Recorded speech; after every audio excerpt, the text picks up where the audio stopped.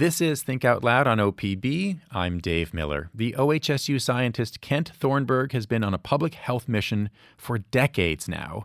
As he likes to point out, the egg that made you was created in your mother's ovary when she was in your grandmother's uterus.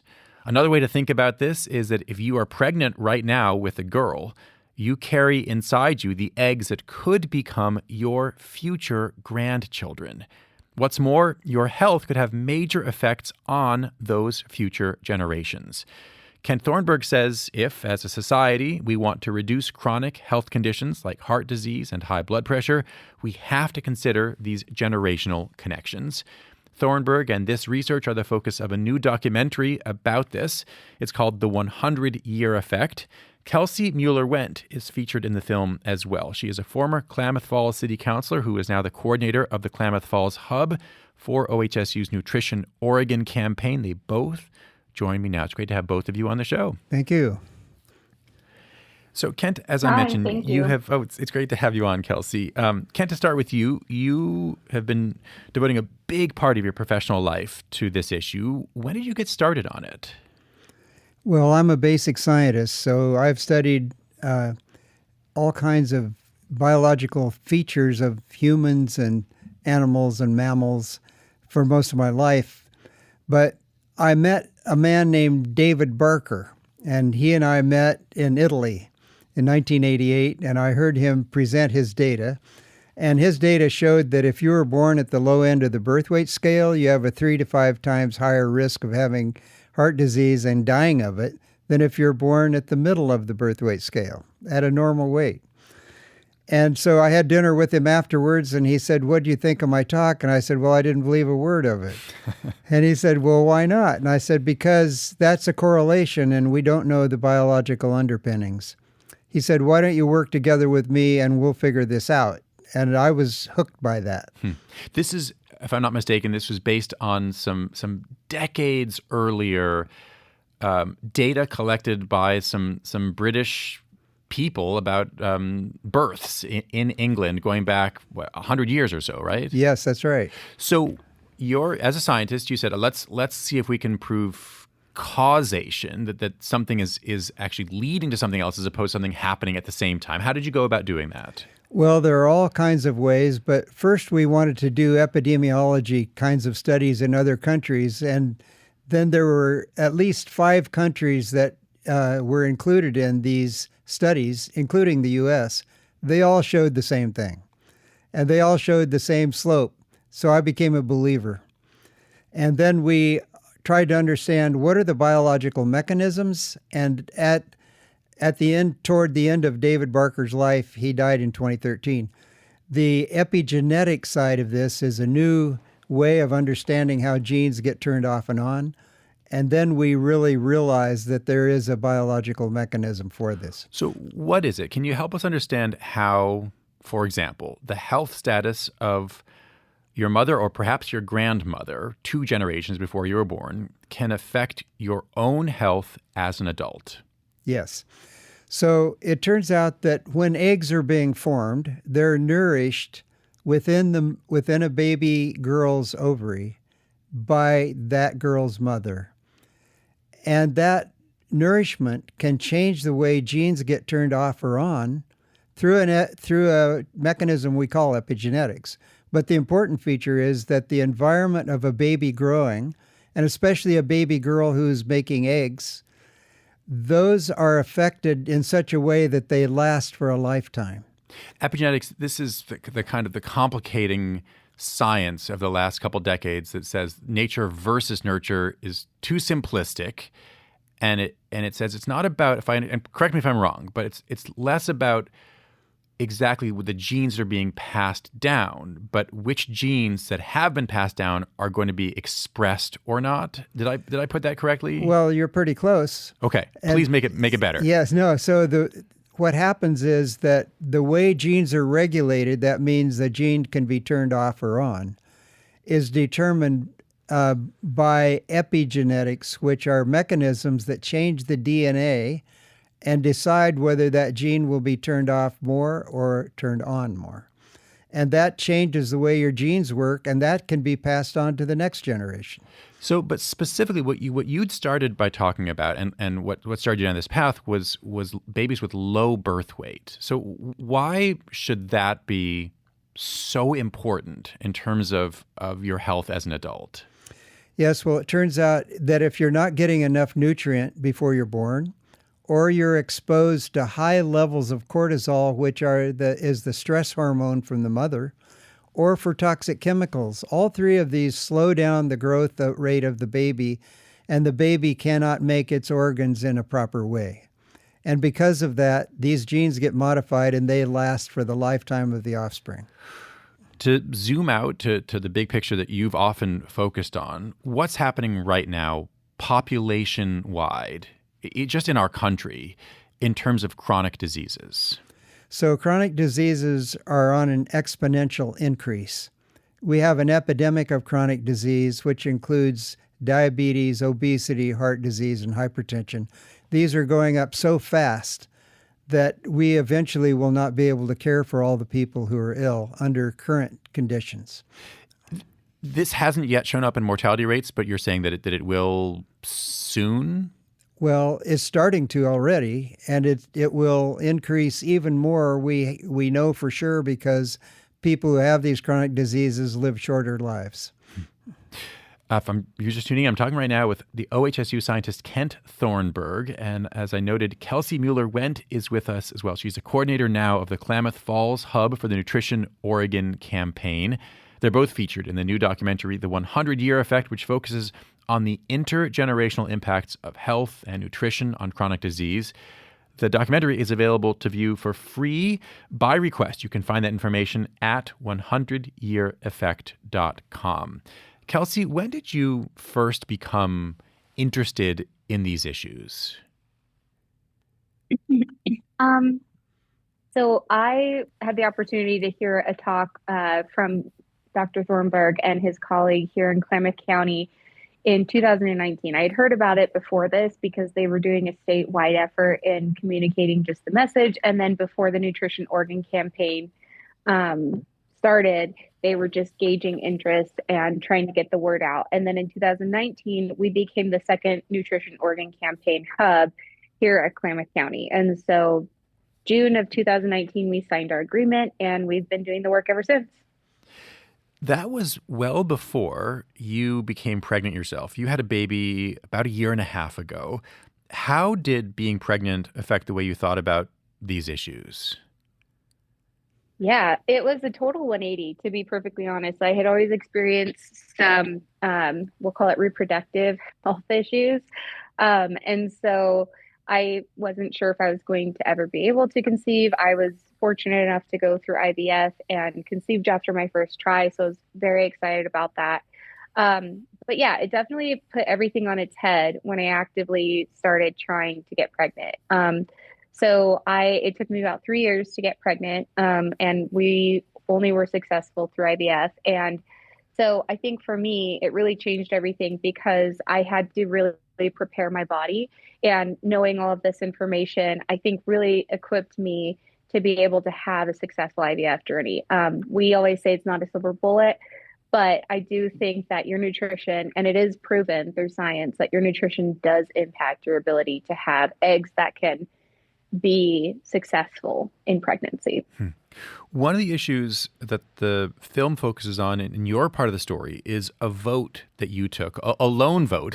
And you didn't win this vote on the city council. This is when you're a member of the Klamath Falls City Council. Can you describe the issue at stake and your vote? Yeah, so my background really focuses on the built environment and how the different things in your environment impact your health.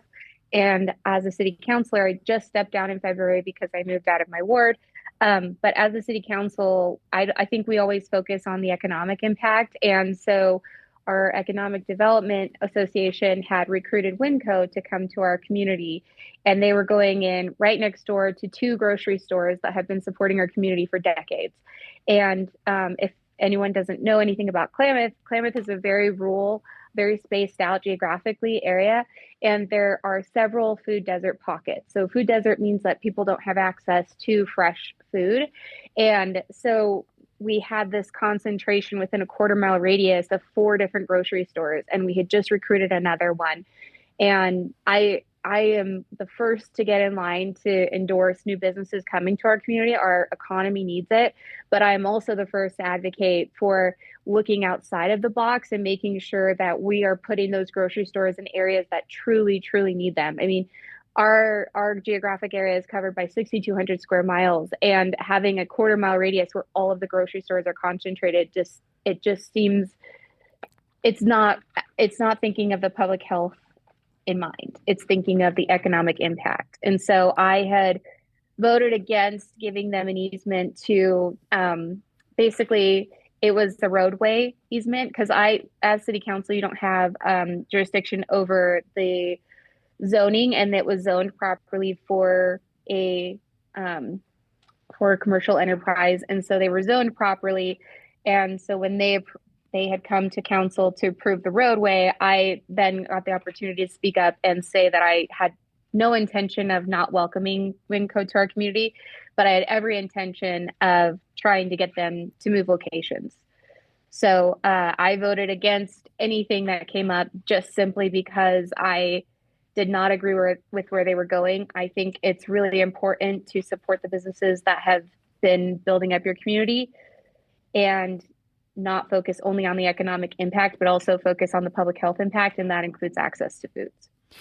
Kent, access to foods, it reminds me of one of the scenes in the new documentary, which is about some data from the Netherlands in the immediate aftermath of World War II, when for close to a year, the entire population basically was undernourished because of lack of access to food. That's correct. There simply were not enough calories for human beings there, and for newborns.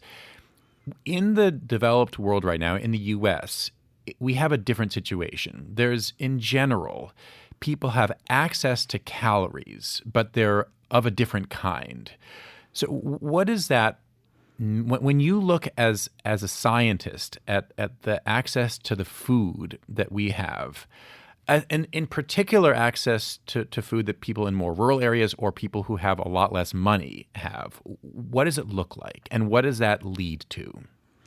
Well, we call the condition of Americans now in general high-calorie malnutrition is what people are suffering from.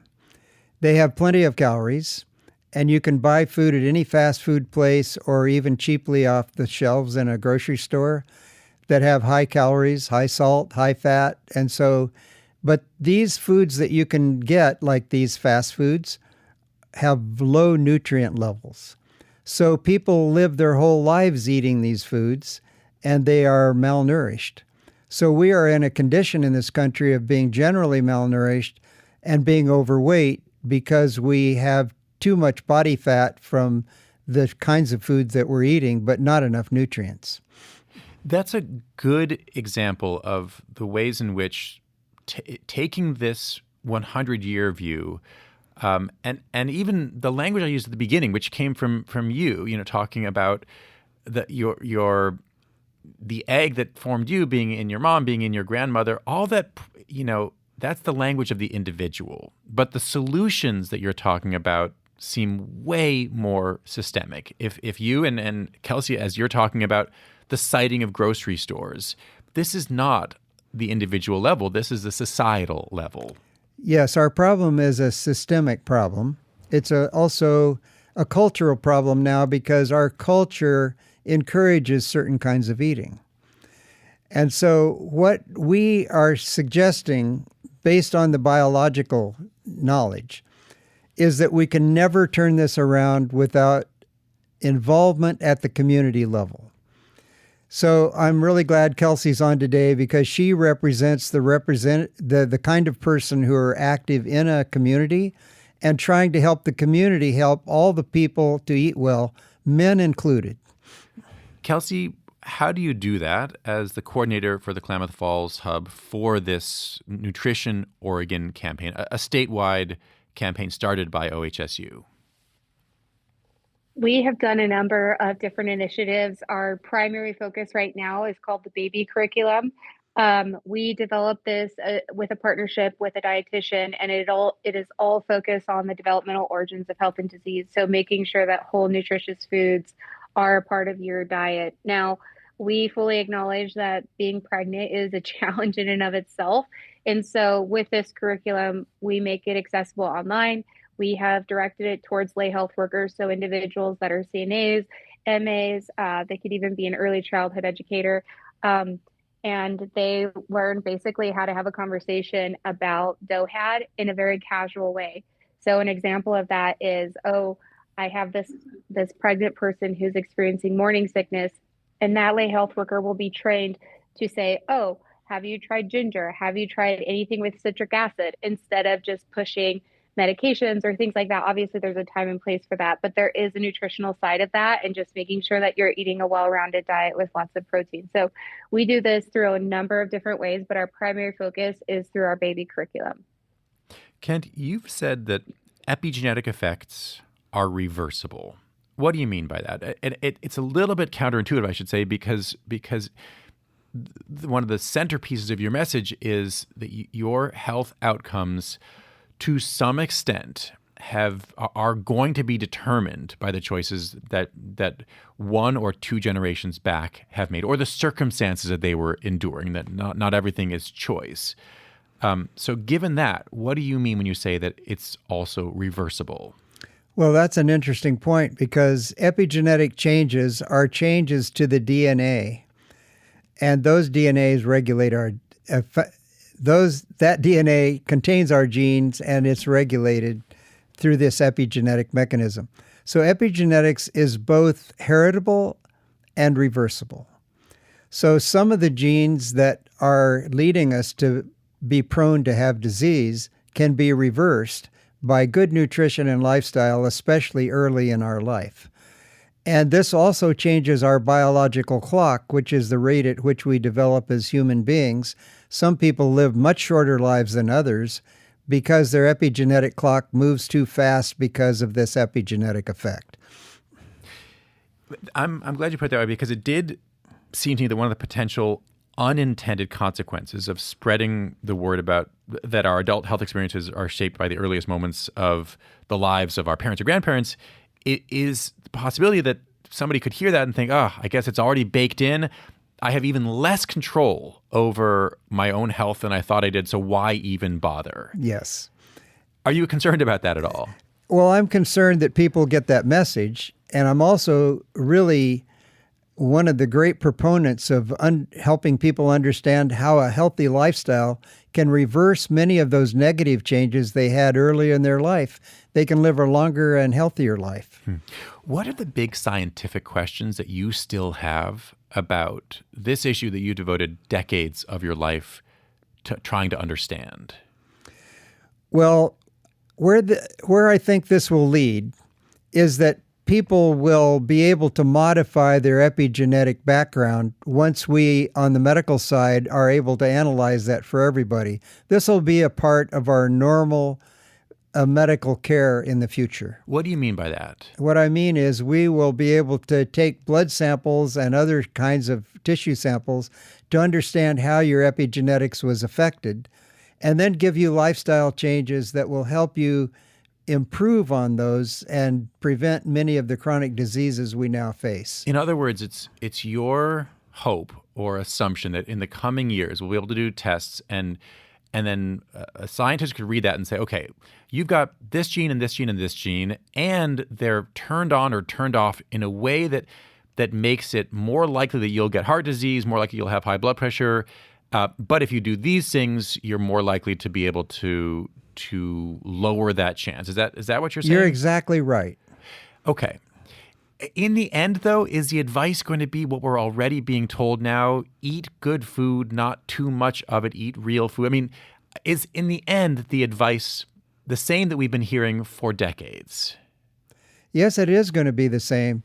The problem is that we know that advice now, but we don't take it. Right. And it's your hope that by expanding the lens of human connections and interactions, you'll make it more likely that people will heed this advice. Yes, and I'm concerned about men and women who are going to reproduce, because their body needs to be prepared to have the right nutrients so that the baby that will result will grow normally and be healthy later in life. Kelsey, speaking of babies, how is your 16-month-old son doing right now? He is great. He is big and happy and rambunctious as ever. But I just want to make a comment on your last question. Please. But I think it's not only on the individuals. I think everyone hears this message all the time about eat nutritious whole foods. But honestly, our elected officials, our legislators, our hospitals, all of the people that have a voice have the opportunity to change this. They just have to step up and advocate for it. We can't always worry about the bottom line, aka the money. We have to worry about the people's health. And so I would like to take this and turn it on its head and say, it's not the individual's fault. It really is the marketing, and it really is our legislators that are approving and supporting these types of things, where it is setting up a community for failure because they don't have access to the things that they need to live the lifestyle that we're talking about. So, Kelsey, on that note, you have about a minute left, but what's one thing that you'd like to see change? What's at the top of your list societally? I would love to see a shift in the idea around what health looks like. When we think of health, we picture this vegan who runs marathons or something along those lines. When in reality, it's someone who spends time with their family and has a grocery store in driving distance and has the means to buy groceries. For me, I think I would love to see our legislators taking that into account more than some of these arguments that they're having that have nothing to do with people's health. I would love to see people shift more towards the public health interest than anything. Kelsey Mueller-Wendt and Kent Thornburg, thanks very much to both of you. Glad to be here. Thank you. Kelsey Mueller-Wendt is a coordinator of the Klamath Falls Hub with a Nutrition Oregon campaign. Kent Thornburg is an OHSU scientist. His research, along with other people's research on epigenetics, is featured in the new documentary film, The 100-Year Effect. There's more information about that film on our website. Tomorrow on the show, President Trump signed an executive order yesterday instructing the U.S. Postal Service to only send mail-in ballots to people who've been deemed eligible by the administration. Oregon Secretary of State Tobias Reed has vowed to challenge this order in court. We'll talk to him about what this could mean for Oregon's mail-in voting system. Thanks very much for tuning in to Think Out Loud on OPB and KLCC. I'm Dave Miller. Have a great day. Support for Think Out Loud provided by Stephen Jan Oliva, the Rosie Tucker Charitable Trust, Michael, Kristen, Andrew Kern, and Anna Sanford, Kevin and Amy Constam Family Fund.